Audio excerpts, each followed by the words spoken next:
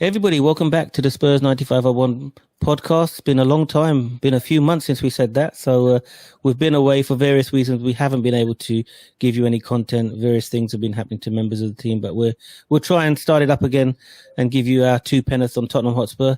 Welcome back, Cam. Thanks for having me back, Ray. It's good to be back. Yeah. So you've been changing you're no longer in Florida. So where are you based now then, Cam? I'm now based in Savannah, Georgia. Okay, great. Backwards and forwards from Florida, but right now I'm in Savannah. Okay, great stuff, Cam. So just a quick video to kick things off again. I want to do a spaghetti western on the Tottenham season so far. So we want to get your views. We'll start with the good. What have you been happy about the season so far? Give us your thoughts. It's a tough one, really. I suppose the happiest I've been so far is with Son's hat-trick and the re-emergence of Son coming back as a force, because I just felt that until he came back and being in the team, a linchpin in the position that he plays in, that we just were not getting it together. So for me, that's probably been so far out of the last, 8 games now? Yeah. The highlight for me. Mm. So the highlight is Son finding his form. What about the goals from Richarlison in the Champions League? Was that not a highlight for you? I mean, there's two things I'd like to say about that. I think Richarlison has got a lot to offer. I think he is a good squad player, very good player. He cost more than Jesus did for Arsenal. And compare the two. Who would you right now wish was in your team? That's what I want to ask you, Ray. Well, I know you're saying because Jesus has got more goals, etc. But I want Richarlison any day of the week. The way he hassles, the way he tackles back, his 100% commitment to the role, and the way he's taken to the crowd's taken to him. I'm sorry, but I'll go with Richarlison 100% of the time. I will always have him in my team. You wouldn't want to have signed Jesus for less money and already got, 8-9 goals? I don't know if he's got 8-9 goals. He's got 3 or 4 goals in the Premier League, but no, Richarlison we did pay a bit extra for Richarlison, but that's the market at the moment. So I think he's going to come good. I think did you see the goals he scored against Brazil for Brazil? No, I didn't. He scored 2 goals for Brazil, beautiful goals for Brazil. He's really in form. He can play as a lone striker. I'm very happy with Richarlison. I wouldn't swap him for anybody. That's my answer. Score in the Premier League, and until he starts getting on the score sheet in the Premier League, I wouldn't necessarily be happy with him. One of the biggest problems I've got with Richarlison, and I think he's obviously he's got a lot of skill. He's a very good player, and he hassles, he does everything else, is his inability to stay on side when it matters. Yeah, I mean, he's going to learn that. Yeah. I mean, at Everton, you saw that at Watford. If he stayed on side literally by about that much, how many more goals would he have had? Yeah, well, hopefully that will come. It's difficult when it's a fast-moving team. I'm very mindful about that. Yeah. Okay, so the main thing for you has been Son's hat-trick form. Anything else, or just that's the main thing for you? Anything else? I think for me, the great thing is that Kane started scoring in August. I know he did a few last year, but he'd always had this bogey about August. But if he had the bogey of August this year, we would have been absolutely screwed. So I'm so glad that he did that. I think the great thing for me has been that Kane has been scoring regularly without playing well. I don't think by any stretch of the imagination he's playing to his capacity. But that's Kane. He starts slow and he builds up through the season, right? Okay. And you see that the way that he played for England. So the fact that he can score when playing so badly, I mean, it's quite scary to think how he would score when he plays well, right? Yeah. But the team as a whole, we've been winning games and not losing games, but we haven't really clicked 100%, have we? So I think that's a good sign, isn't it? It's a good sign. But who have we played so far? We played Chelsea. We were lucky to get a draw there. West Ham. West Ham are bottom. I think second bottom of the table. Yeah.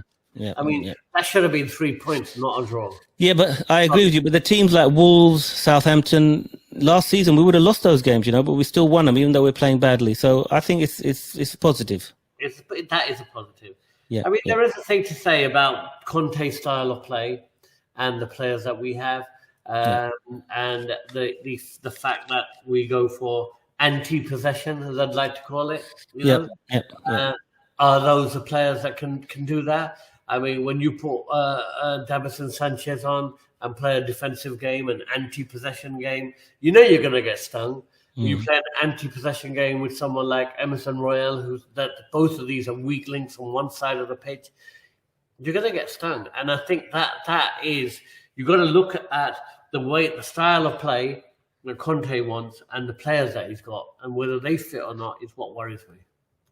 It's an interesting thought, because I was listening to a podcast and it said that when he won the title with Inter at December, they were actually really, really bad. They lost a few games and all that. But once he got the system right and they knew exactly what they were doing, they just killed it the rest of the season. So I'm hoping this is going to happen here. One other thing before we go on to the bad is Hugo Lloris, I think, has been excellent this season. I've been really, really happy with Hugo. He's kept us in the game many times. What do you think of Lloris's performances? Well, I think that the fact that he's actually got some competition with Fraser Foster makes a big difference. I mean, I'd like to make one point to say that, I mean, if we thought Galini was bad for us, I think if going back to Atalanta, he's even worse for them. That was a terrible mistake. And getting someone like Foster in, who, I mean, let's face it, is a massive goalkeeper and has some monster games, probably keeps Lloris on his toes, gets him going, and he's been excellent. You've got to have that level of competition, you know? Yeah, I agree. I think it's good. It's good to have a number two. Yeah. So let's move on to the bad then. What's been the bad for you on the season so far? You know, the bad for me has been... Oh, can I go back to the good before we move on? Yeah, of course, absolutely. The more good, the better. Whilst we're talking about this. And that is Perisic. Yeah. I mean, a player is a... Amazing player, yeah. I mean, what upsets me about Perisic is give him the ball, make him put in a cross. Nearly every other cross that he puts in creates a goal or opportunity. I mean, his crosses, we've never had a player who can cross the ball like that. Maybe, Eriksen could make some passes, but Perisic's passes have been just unbelievable, right? And why he's not being encouraged to do more of that, I don't know. He should take every corner. He should take every free kick. He should take every dead ball situation that exists right across the pitch for me. The guy with the ball, I mean, his pinpoint precision crossing that have led to so many goals and assists, absolutely something that we've missed for, I don't know, years. Would you agree? Yeah, absolutely, 100%. I'm just thinking, imagine if we had the same level of expertise from the right-hand side. We'd be so dangerous, crosses coming in from left and right. Amazing. Absolutely. I mean, well, we don't know, do we? Because we've got... we'll go on to that when we talk about the bad. Yeah. So let's go to the bad then. So we're talking spaghetti western, good, bad. Let's go and talk about bad then. Go on. Well, give me some of your bad. Bad, Emerson Royale, obviously on the right-hand side, he still hasn't been able to do it. We're still struggling on the left back, although I think Longlay's done pretty well in certain games. You know, it's a good option to have from Davies. One of my bads is why is Yves Bissouma not playing in central midfield? You know, I mean, this guy needs to play. We've got to find a way to get him in the team somehow, whether it's we play a 3-5-2 or, it's Højbjerg and Bissouma. We've got to play. But how do you drop Bentancur, So we've got to find a way to get him in there.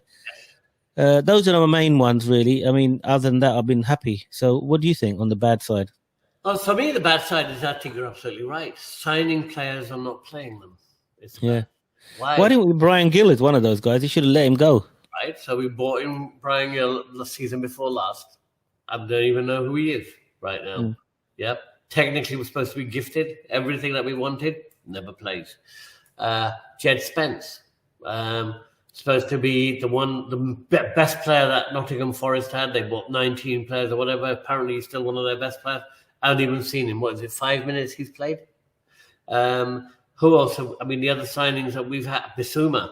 I mean, when he was at Brighton, he was Brighton. I mean, he was absolutely incredible. Remember that goal he scored against us last season? Yeah, I remember that one, yeah. I mean, probably 90% of the Premier League teams, he'd be on that first 11 sheet every single time.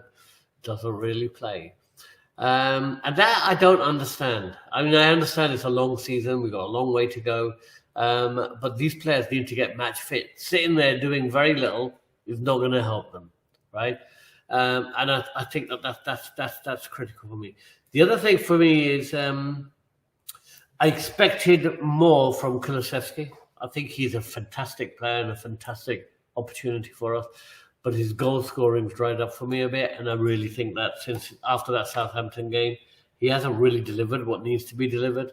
And I think that Richarlison and Kulusevski need to start getting more finishes and more goals for us, because we can't just rely on Kane and Son. No. Well, going back to Kulusevski, do you think teams have worked him out now? I mean, it was a bit of a new thing in January, didn't know how to play, but do you think teams have worked him out now? That's why he's becoming less effective? I think that he's very good on the ball. I think he can work well with the ball. I think that he lacks pace. If he had pace... Yeah, he's got him, yeah. He's a young kid. I mean, why does he lack pace? I have no idea. Get him fitter. He looks bulky. He looks a bit too pedantic. I think his skills are second to none. You add a more light physique and get him running a bit faster. I mean, he'd probably be one of the best players around. I don't think that's what he lacks, because he gets the ball, he takes on players, but he doesn't have that 10, 20 yards of pace to move in really fast to get into positions where he needs to be in. Okay, just a quick thing before we finish the bad. What's your views on Ryan Sessegnon on the left-hand side? I don't think he's I think good squad player. I don't think he's delivered enough. I think when Perisic is there, it's a completely different story. I mean, the hope that we had for Sessegnon and the fact that are you saying to me that he is an upgrade to a regular? I don't think he is. No, I don't think so. I mean, he's as you think. I think he's a good squad player. Why did he fall out of favour suddenly? I don't know. I think Sessegnon's a good player for the FA Cup or the Carabao Cup, but when it comes to Champions League or the league, I think it's got to be Perisic all the time. What happened to Reguilon? He's gone on loan to Atletico Madrid. I don't think Conte didn't want him. Why? Because he couldn't follow instructions. He'd get into the final third and there was no end product. And I think Conte had enough of him in the end. Yeah. And Royal? Sorry, Royal. I think Royal defensively is quite good. I think obviously he's good, very good. I think struggling to cross, and I don't know what Conte sees in him. But who else are you going to play on the right side? It looks like he's saying Spence wasn't his signing. I don't know what's going on there, but I would give Spence a chance. He's got to get into this team eventually. The other thing I want to say is that Doherty, before he got injured, was getting absolutely incredibly going forward. Goals, suddenly clicked in the system, got injured, nowhere to be seen again. Yeah. Apparently, he hasn't recovered from the injury. He's never been the same, apparently, from what they've seen in training. So, that's what I'm hearing. I don't know if it's true or not, but okay. That's the bad. What about the ugly then? This is the interesting part. Where's the ugly coming in? Wow, the ugly. I think the ugly has got to be the lack of possession. Is that such an issue, though? Let me put something to you. If we have a match with somebody, it's 80-20 possession, but we win 3-0, do you really care? I don't care. What I care about is the way that we sit back and allow teams that are mediocre, that aren't good enough, to suddenly attack. And mistakes are going to come in as the season wears on. And as players get tired mentally, physically, in other ways, and their bodies start to change, to feel the wear and tear of the season, mistakes are going to happen. And when you let teams like that just come onto you, whatever team it doesn't even matter. We let Forest come onto us. We made Forest look good, right? West Ham, we made look fantastic. They should have won that game. That to me was the ugly. West Ham was the ugly. You will get found out eventually. If you let teams come onto you too much, you will make mistakes and then you will struggle, I think. Yeah, you're right on that one. But Chelsea, that's what you got a squad for, isn't it? That's why we've got a bigger squad. I know, but I mean, as you say, the best form of defense is offense. Yeah. They can't score if you're in their 6-yard area, can they? But let me put this to you. Conte's played that way for Chelsea. With Chelsea, he's played that way with Inter. It's reaped results for him. Why would he change now? I mean, I don't think that's... Has he got the players, though? Has he got the same... Well, this is a different thing, you see. It's all the players that we signed are the same players he wanted. So, obviously, he hasn't got everybody he wants, but he's got some of what he wants. So, we should be better in that sense.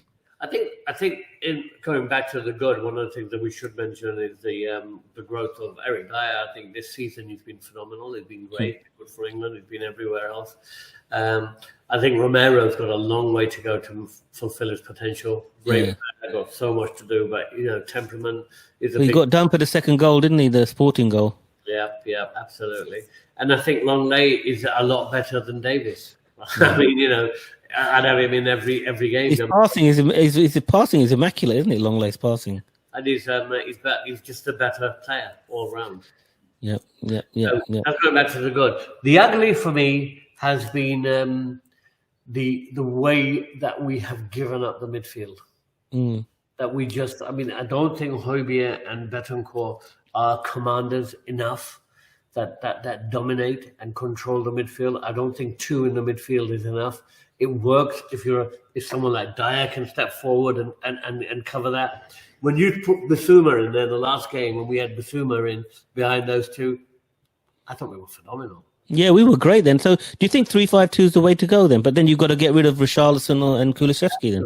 But it releases Højbjerg to make passes. It releases Betancourt to go forward and make passes. But you can't have a two midfield and expect to, like when you got four coming at you, to be overrun in the way that we are. And at some stage we're gonna get out.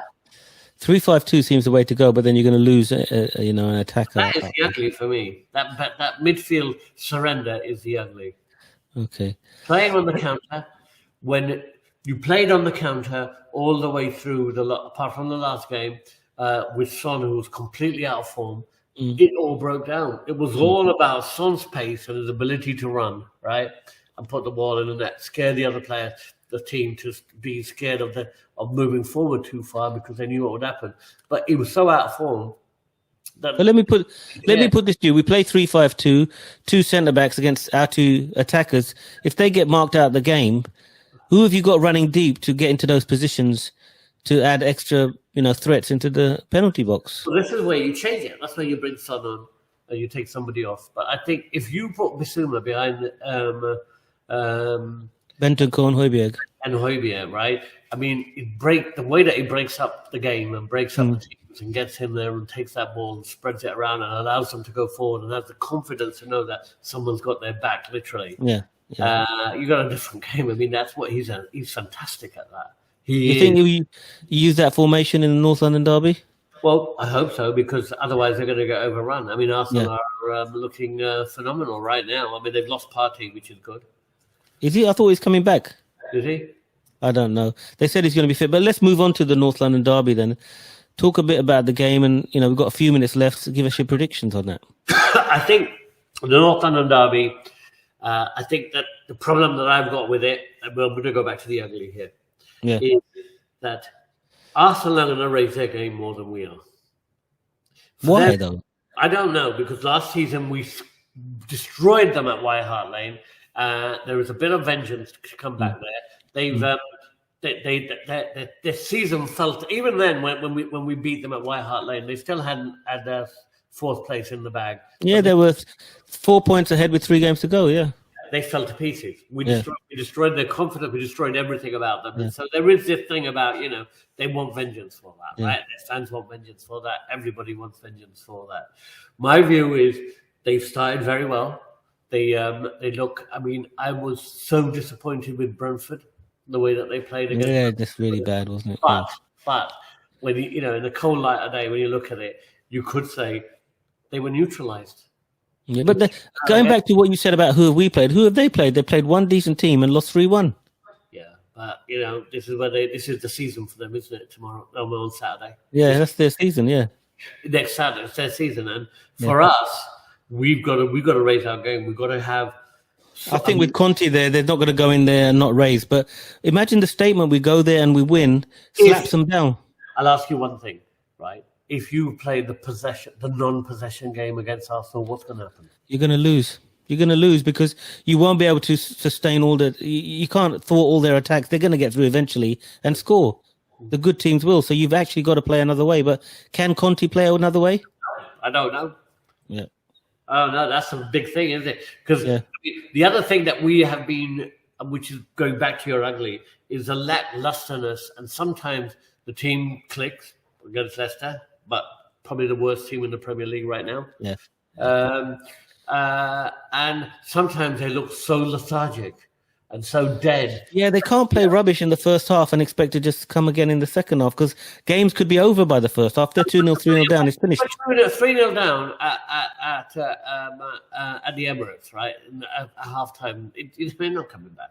No. You're not coming back, are you? We've got to go out there and try and win the game. You got to try and win the game. Okay, Cam. Listen, it's been great talking to you, man. Good to start back these podcasts, so we'll keep trying to do it. Final thoughts to the Tottenham fans before we close the podcast? Great start to the season. I've not lost a game yet. If we keep that on, we're going to win. If City hadn't signed Haaland, I'd give ourselves a chance to actually maybe potentially win the whole thing. But top four is definitely for the taking. I am looking forward to us whooping Liverpool next month and beating Man United and beating Arsenal, because I think we really can. I think that Conte's tactics against the top four, top six teams will be different than what it is against the lower teams. Because that's an excellent point. I think that's a really good point. He plays differently against the top four, doesn't he? The game opens up because they don't play with 10 behind the ball. Yeah. And so we play the same. The game opens up and, it's more expensive. So I believe that my biggest thing about the game against Arsenal is if Kane and Son shine, we'll destroy them. Yeah. So let's assume Kane and Son are going to shine, because Sonny scored a brilliant free kick for South Korea. I don't know why he doesn't take the free kicks for us, but anyway, it's another discussion. What's your prediction for the North London derby? 3-2. I'm not going to ask to who. You didn't say to who. I think to us. I think there's no way we're going to stop Arsenal from scoring. No, but there's no way they're going to stop us from scoring, is there? That's what I think. I think they are weak. I mean, Saliba's been fantastic. Saliba looks like a great player. Yeah, absolutely. So, there is an issue there. But I think Conte will have a plan around Saliba. I'd hope so. I'd hope so. Okay. All right, man. Thanks to everybody, and come on, you Spurs. Come on, you Spurs before we go. And we'll hopefully see you after we're going to do a show after the North London derby, Cam. You're going to make yourself available, aren't you? I'm available Saturday morning. I'm going nowhere. For me, it's a 7:30 a.m. kickoff, so I'll be available straight away. Yeah, perfect. Thanks, everybody. We look forward to seeing you on the next podcast. Take care and speak to you soon. Bye-bye. Thanks, Ray.